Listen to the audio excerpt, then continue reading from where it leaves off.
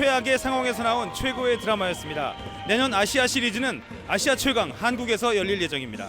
타이중에서 SBS 주영민입니다.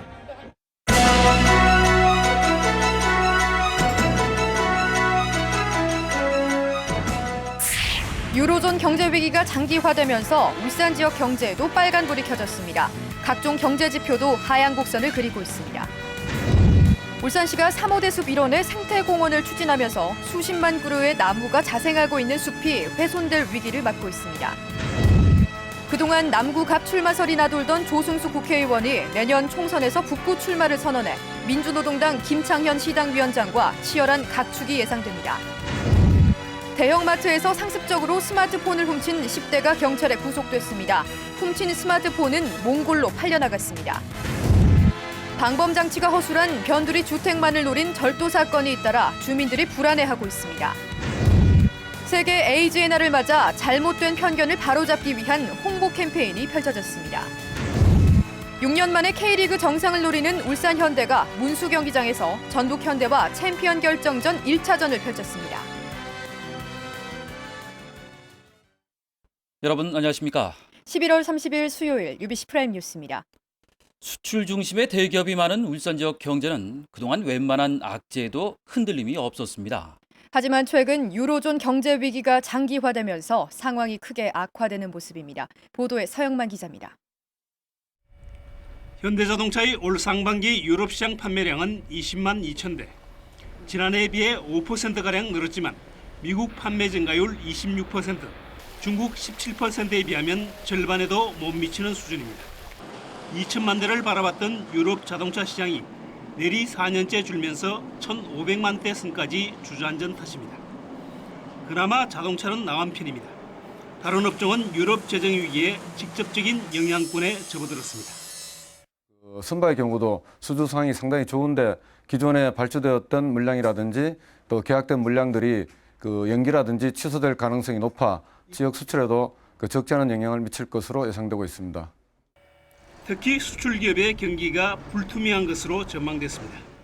유로존 위기가 본격적으로 확산된 10월부터 수출기업의 업황지수가 급락하기 시작해 11월 들어 80일까지 떨어졌습니다. 2009년 6월 이후 최저치로 내수기업보다도 여의치 않은 상황입니다. 하지만 정도의 차이만 있을 뿐 내수기업이나 중소기업 역시 최저치여서 업황 전망이 불투명하기는 마찬가지입니다. 유로 경제 위기가 도미노식으로 확산되면서 그 여파가 점차 지역 수출 대기업에까지 미치고 있습니다. UBC 뉴스 서영만입니다. 수십만 그루의 아름드리 나무가 자생하고 있는 도심 숲이 생태공원 조성 사업으로 사라질 위기에 처해 있습니다. 이 숲을 살리면서 공원을 조성하는 묘안이 아쉽습니다. 김진구 기자가 보도합니다. 하늘을 향해 쭉쭉 내뻗은 메타세콰이어 숲이 온통 빨간 단풍으로 물들었습니다. 온갖 나무들이 우거진 숲속 오솔길엔 야생동물들의 발자국이 어지러이 찍혀 있습니다. 하지만 이 도심숲은 울산시가 생태공원 조성 사업을 시작하면서 사라질 위기에 처했습니다. 공원으로 조성될 이곳은 500여 종류의 40여만 그루의 나무들이 빼곡히 숲을 이루면서 사실상의 공원 이상의 역할을 하고 있습니다. 울산시는 오는 2013년까지 350억 원을 들여 학교 운동장 10개 크기의 숲을 밀어내고 이곳에 대나무 숲과 초화단지, 쉼터를 조성할 계획입니다. 대나무 숲을 좀 더 가꾸고 보식을 해서 벽로와 가마귀 등이 서식할 수 있는 환경을 최대한 대로 저희들이 보호를 하도록 하겠습니다. 하지만 시민들은 이미 있는 도심 숲을 헐어내고 새로운 공원을 만드는 것이 옳은 일인지 의문을 제기하고 있습니다. 오히려 더 너무나도 숲이 잘 우거져 있고 하루 이틀이 이루어진 게 아니고 수없이 많은 시간이 흘러서 세월이 흘러서 만들어져 있는 것을 왜 이렇게 어떤 목적으로 어떤 공원을 어떻게 만들지는 모르겠습니다만 이만큼 잘 되리라고 저는 생각이 안 듭니다. 나무의 생육 기간과 이식 비용을 감안하면 숲 훼손을 최소화하면서 공원을 조성하는 해안이 필요하다는 지적입니다. UBC 뉴스 김진구입니다. 조승수 새진보통합위원회 공동대표가 내년 4.11 총선에서 북구 출마를 선언했습니다. 다음 달에 같은 당이 될 민주노동당 김창현 시당위원장과 치열한 각축이 예상됩니다. 선우석 기자가 보도합니다. 그동안 남국 앞 출마설이 나돌았던 조성수 의원이 북구 출마를 선언했습니다. 조 의원은 지난 1995년 시의원 당선부터 국회의원인 지금까지 북구는 정치적 고향이라고 말했습니다. 사회단체나 혹은 진보정당 운동도 북구를 기반으로 쭉 해왔기 때문에 북구와 북구 없는 저를 생각할 수 없는 그런 입장입니다. 올해 초 당대표로 진보 통합에 올인하면서 지역구 관리에 소홀한 측면이 있었지만 오토밸리로와 북부경찰서 신설 등 지역 현안도 꾸준히 챙겨왔다고 강조했습니다. 북구는 김창현 민주노동당 시당위원장이 지난 2009년 야당 후보 경선에 패한 뒤 텃밭을 다 좋은 곳이어서 리턴 매치가 불가피해 보입니다. 이처럼 통합진보정당 건설을 선언한 3당이 경합할 땐 후보조정위원회와 후보 간 합의로 단일 후보를 정하기로 했지만 교통정리가 쉽지 않을 전망입니다.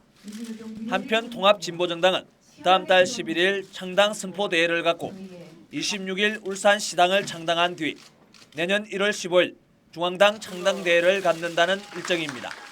울산 지역의 유력한 진보주자 2명이 북구에서 맞붙으면서 어떤 과정을 거쳐 누구로 단일화될지 벌써부터 지역 정과에 관심이 집중되고 있습니다. UBC 뉴스 선우석입니다. 대형마트 휴대전화 매장에서 상습적으로 고가의 스마트폰을 훔쳐온 10대가 경찰에 붙잡혔습니다. 자신이 근무하던 곳이어서 이 같은 범행이 가능했다는데요. 이렇게 훔친 스마트폰은 작물업자를 통해 몽골로 밀수출됐습니다. 윤경재 기자가 취재했습니다. 가발을 쓴 남성이 대형마트 안으로 들어옵니다. 10여 분 뒤 가발을 벗은 이 남성은 태연하게 휴대전화 매장에 들어가 스마트폰 상자들을 챙겨나갑니다.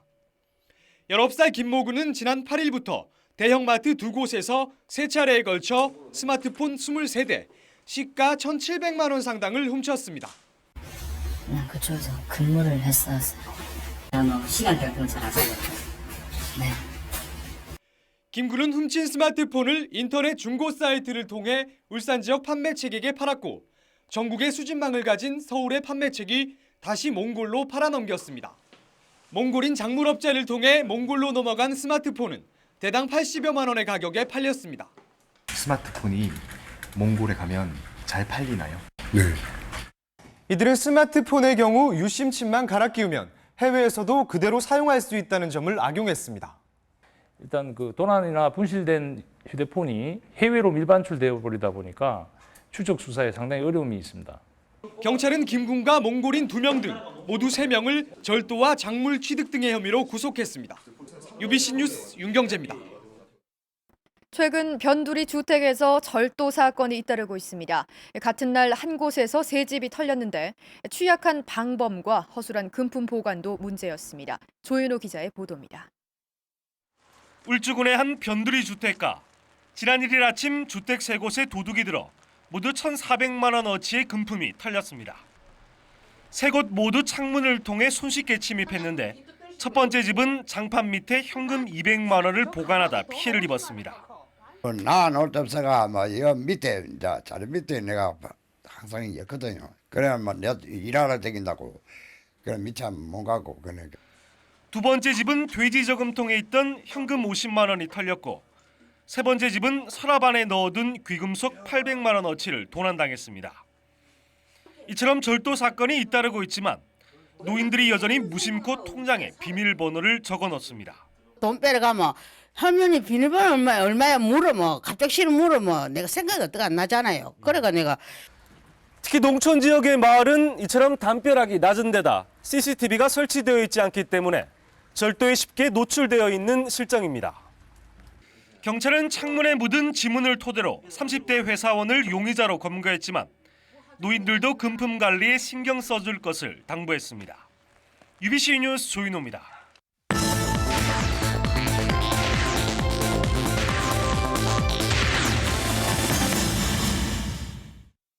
육 년 만에 K리그 정상을 노리는 울산 현대가 오늘 홈에서 전북 현대와 챔피언 결정전 1차전을 벌였습니다. 문수 경기장에 UBC 중계차 나가 있습니다. 김익경 기자 전해주시죠.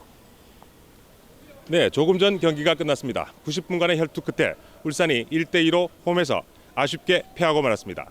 울산은 곽태휘가 한 골을 넣었지만 전북 애닝요에게 2골을 내주고 말았습니다. 이로써 정규리그 1위 전북은 K리그 우승컵을 향한 유리한 고지를 점령했습니다. 6강에 진출한 뒤 서울과 수원, 포항까지 잇따라 격파하며 챔프절에 오른 울산. 2만 5천여 팬들의 응원 속에 선수들은 끝까지 투지를 보였지만 바닥난 체력이 결국 발목을 잡았습니다.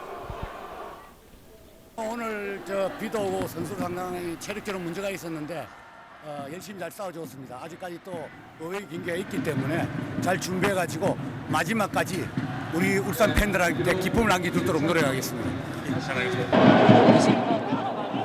K리그 최고의 공격력을 갖춘 전북과 K리그 최고의 명품 수비를 자랑하는 울산.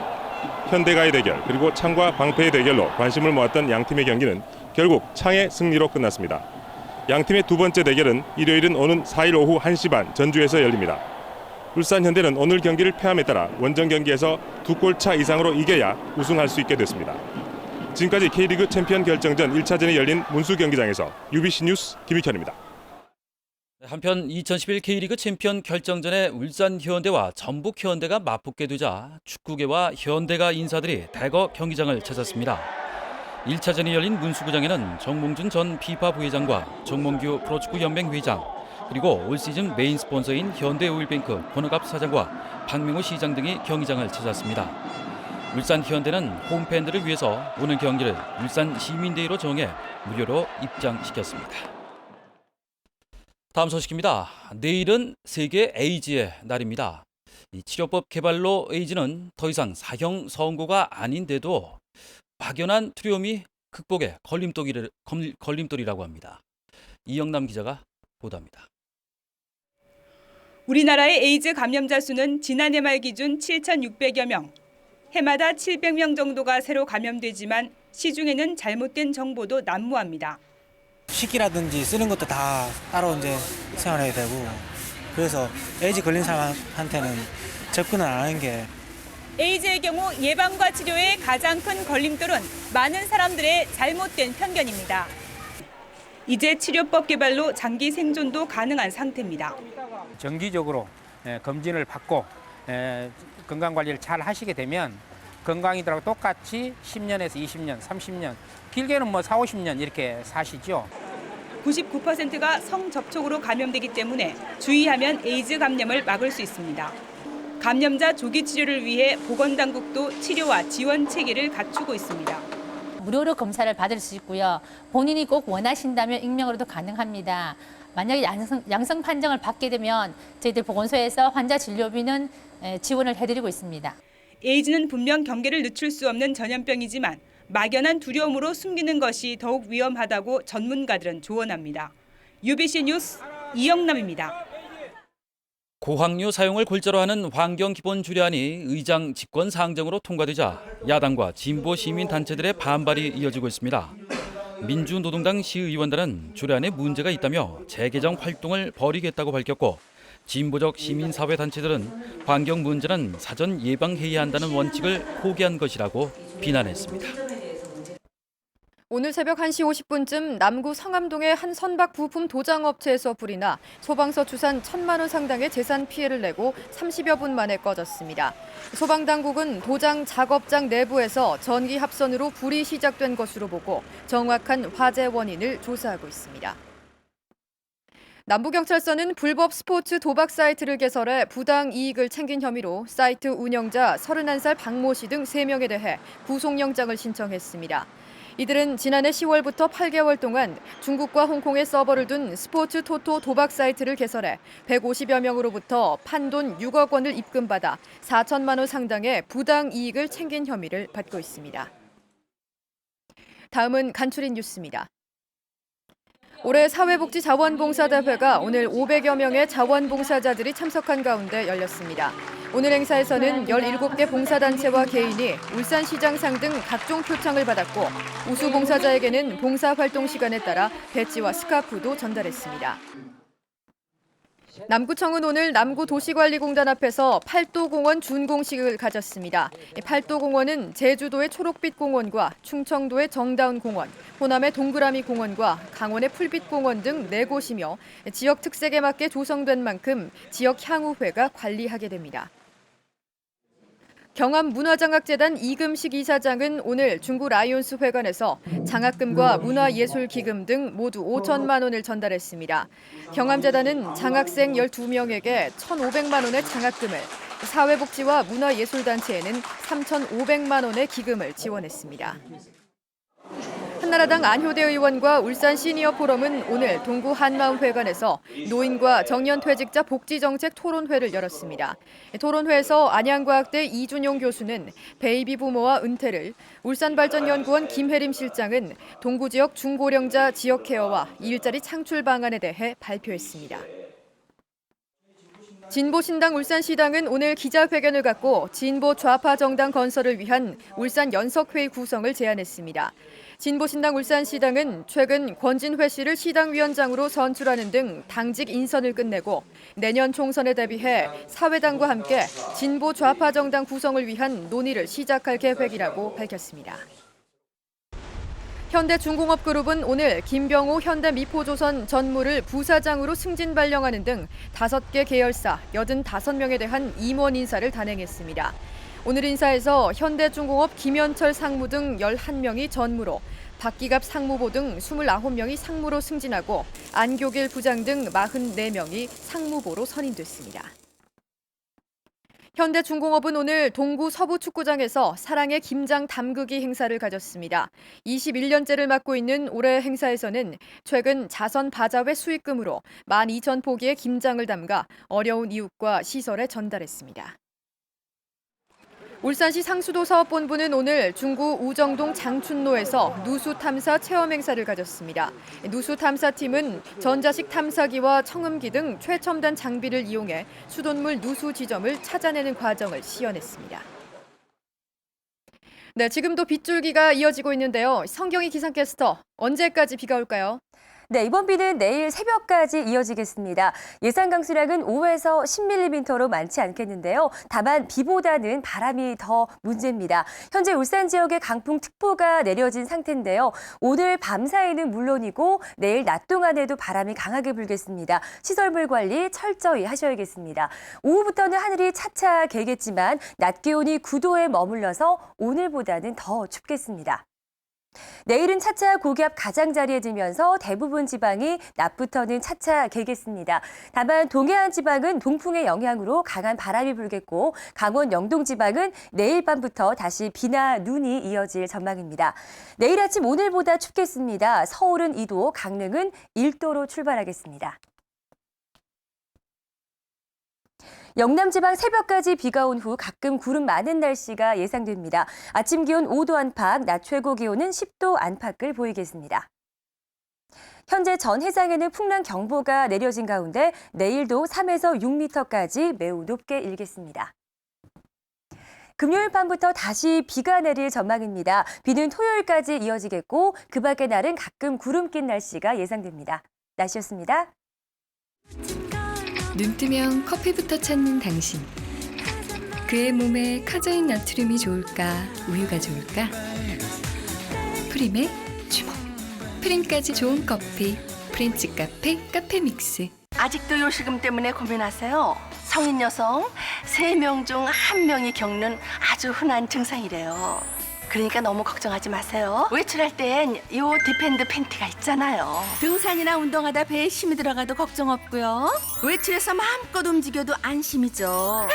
재치기가 나와도요, 이젠 놀라지 않아요. 전 세계 중년 여성들의 외출 필수품 디펜드 팬티.